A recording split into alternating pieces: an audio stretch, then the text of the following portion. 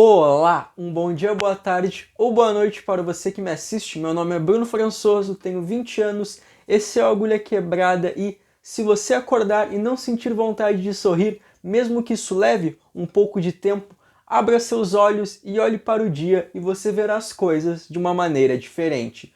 Como no dia 13 de dezembro desse ano de 2020 foi meu aniversário de 20 anos, para o vídeo de hoje eu decidi falar sobre mais 3 dos meus discos favoritos. Já vou adiantando que eles não estão em nenhuma ordem de preferência, mas sim na ordem que eles entraram na minha vida. E vamos aos discos.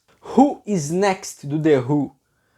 Eu já falei inúmeras vezes aqui no canal o quanto eu gosto do The Who, sendo uma das minhas bandas favoritas. É uma das poucas bandas de rock and roll que você consegue apontar e dizer, pô, isso sim é uma banda de rock and roll de fato. O The Who é extremamente brutal, direto e pesado e ao mesmo tempo tem uma sensibilidade gigantesca, como na ópera rock Quadrophenia. E falando no Quadrophenia, eu fiquei muito em dúvida sobre qual dos dois eu iria falar, o Quadrophenia ou o Who is Next, mas como o Who is Next foi o primeiro álbum do The Who que eu ouvi, acabei optando por ele, por ter um carinho muito maior. Não vou negar que o primeiro contato direto que eu tive com o The Who foi em 2017, quando eles vieram ao Brasil pela primeira vez, fazendo shows no Rock in Rio, em São Paulo, em outras cidades e aqui também em Porto Alegre. E por que eu digo contato direto? Porque obviamente eu já devia ter ouvido outras músicas antes da banda, como My Generation, Who Are You ou Bubble Really. Quando se aproximou da data do show,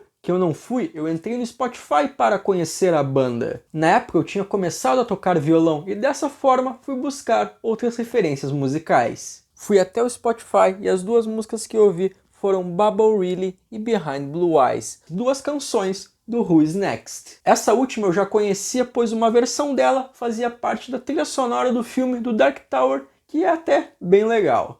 A música, no caso, não o filme é horrível. Entretanto, quando eu ouvi a versão original do The Who foi algo incrível. Bubble Really hoje em dia é minha música favorita da banda, mas Behind Blue Eyes na época me surpreendeu de um jeito impensável. Com a letra, com o dedilhado de violão, mas principalmente o final, quando temos uma explosão de puro rock and roll, com todo o peso da banda e com os vocais de Roger Daltrey extremamente raivosos, como se estivesse rangendo os dentes na hora de cantar, e eu pensando como alguém consegue transmitir tanta brutalidade em uma música só. Contudo, o disco Who is Next teve que esperar um pouco, só fui ouvi-lo mais para frente, na metade de 2018. E obviamente com todas as faixas em sequência, tudo se encaixou, ficou perfeito. Ele abre com o maior hino do The Who, Baba O'Reilly, e por mais que eu não tenha ido ao show de Porto Alegre, eu tenho vários DVDs e Blu-rays do The Who e sempre que toca essa música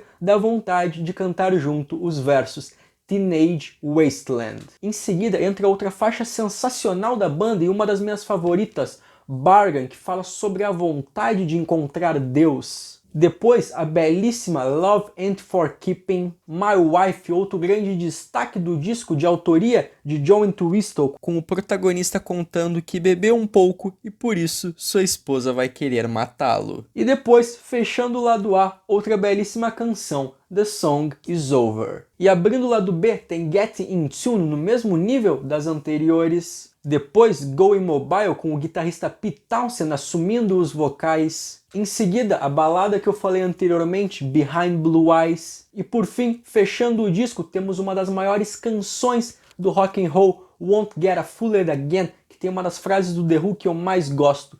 Conheça o novo chefe exatamente igual ao chefe antigo. O disco das janelinhas, mais conhecido como Physical Graffiti, do Led Zeppelin.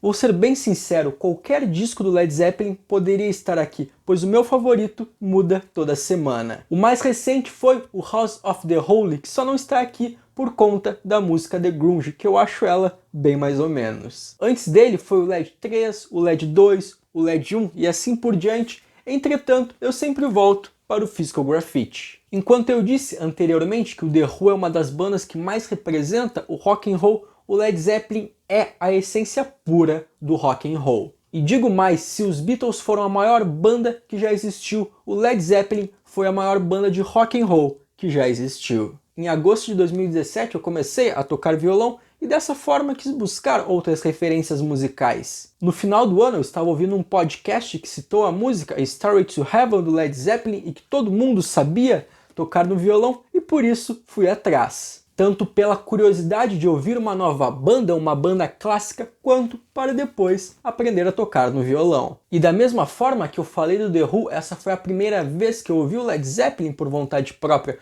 pois por osmose, obviamente eu já devia ter ouvido clássicos da banda, como Rock and Roll, Whole Lotta Love. Eu já tinha também visto um amigo meu tocando a introdução de Stairway to Heaven no violão. Entretanto, a música não é apenas aqueles segundos iniciais, mas sim uma escadaria de fato rumo ao paraíso. É impossível alguém que goste de música boa ouvir o solo de Jimmy Page, não ficar impressionado e sua vida não mudar. E a minha mudou. E eu caí de cabeça na discografia da banda, li tudo que poderia ler e obviamente aprendi a tocar Stairway to Heaven no violão. E quando comprei minha primeira guitarra, uma Les Paul, influenciado pelo Jimmy Page, o meu guitarrista favorito, o primeiro solo que eu quis aprender foi o de Stairway to Heaven. Até hoje ela é minha canção favorita da banda e nunca enjoo de ouvi-la. E se Won't Get a Fooled Again é uma das maiores canções do rock and roll, para mim, Stairway to Heaven é a maior de todas elas. E deixa aí nos comentários qual é a melhor canção de rock and roll, na sua opinião. O Led Zeppelin para mim virou o tipo de banda que eu posso ficar meses sem ouvir, como foi o caso desse ano de 2020, que só voltei a ouvir para fazer o vídeo do Led 3, mas desde então não consegui parar. E sempre que eu volto a ouvir é como se estivesse reencontrando velhos amigos. E na minha viagem pela discografia da banda, eu cheguei no Physical Graffiti. Tudo que eu tinha gostado anteriormente no Led Zeppelin tinha aqui em vários exemplos. Obviamente, por esse ser um disco duplo. Ela abre com uma das canções mais legais da banda, Custard Pie, e é impossível não ficar arrepiado com os vocais de Robert Plant cantando Drop Down Baby, Let Your Daddy See. Depois temos The Rover, que tem um dos solos mais legais do Jimmy Page, e encerrando o lado A, uma das grandes canções do disco, In My Time of Dying, uma canção gigantesca com mais de 10 minutos de duração, com um dos melhores vocais de Plant, e uma guitarra slide simplesmente espetacular.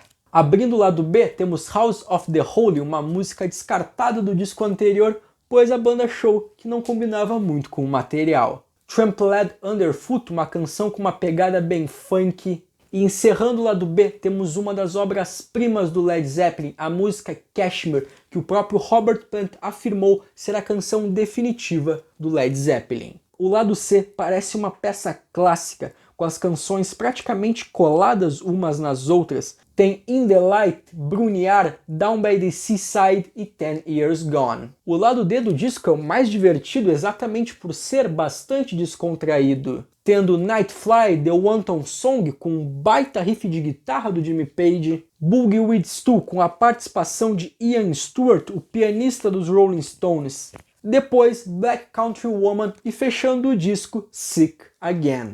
Rumors, do Fleetwood Mac. Obviamente, todos os discos que eu citei anteriormente são perfeitos. Entretanto, se alguém me perguntasse qual o disco mais perfeito que eu já ouvi e redondo, eu responderia sem pensar duas vezes, o Rumors. Desde a primeira música, o álbum te leva numa viagem, uma viagem muito triste, mas que te prende em todos os seus 40 minutos. O Fleetwood Mac entrou na minha vida de uma forma diferente das bandas anteriores. Isso foi ali na metade de 2019, quando eu já estava conhecendo outras bandas e por causa disso passei a seguir várias páginas no Instagram de música que postavam fotos de artistas e uma artista que apareceu várias vezes foi a Stevie Nicks. E eu fiquei curioso para ver quem ela era, de onde veio, o que faz, e o Spotify me levou até a sua carreira solo, onde eu ouvi uma ou outra música que eu achei bem legais. Mas quando pesquisei sobre ela, no Google eu cheguei ao Fleetwood Mac. E a primeira coisa que eu pensei foi, Fleetwood Mac, que nome sensacional. Logo voltei ao Spotify e ouvi The Chain, que obviamente já tinha ouvido antes, provavelmente na trilha sonora do filme Guardiões da Galáxia Volume 2. Entretanto, agora eu parei de fato para ouvir a música e fiquei encantado. No YouTube eu vi em looping a versão do disco ao vivo The Dance dessa música. A canção tem uma mistura de sensualidade com muita raiva e através do The Dance, mas mais para frente, eu descobri várias outras músicas do Fleetwood Mac. E sempre que eu vou andar de bike, tem 99% de chance de eu ouvir ou o Rumours ou o The Dance. Mas logo após a minha audição do The Chain, eu ouvi o Rumours no dia seguinte, no período da manhã, antes de ir para a escola, e o disco todo me conquistou.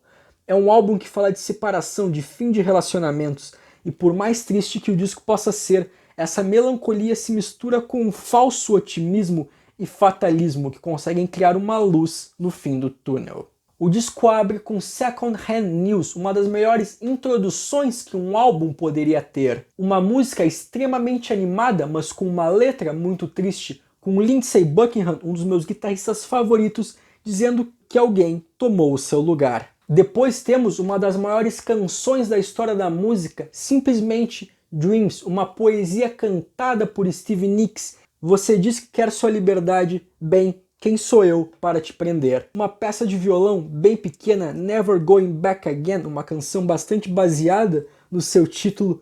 Don't Stop, uma das músicas mais alto astral que eu já ouvi. E a faixa seguinte, Go On Your Own Way, traz de volta a tristeza para o álbum e talvez a canção mais triste do disco. Fechando o lado A, Songbird, e digo, se você não chorou até agora, é melhor consultar um psicólogo. Abrindo o lado B, temos The Chain, a única faixa de toda a história do Fleetwood Mac com a sua formação clássica, onde os seus 5 membros assinam os créditos, e que tem um dos melhores sons de bateria que eu já ouvi, tocada por Mick Fleetwood, além de um baita riff de baixo de John McVie. Na vitrola parece que Mick Fleetwood está socando as peles da bateria bem ao seu lado. E o Making Love in Fun, uma música extremamente sensual cantada por Christine McVie. Depois, I Don't Wanna Know, uma canção bem felizinha, mas nem tanto. O álbum, chegando ao fim, entra numa parte bem sombria, ou Dead, uma canção bem densa e pesada, e por fim,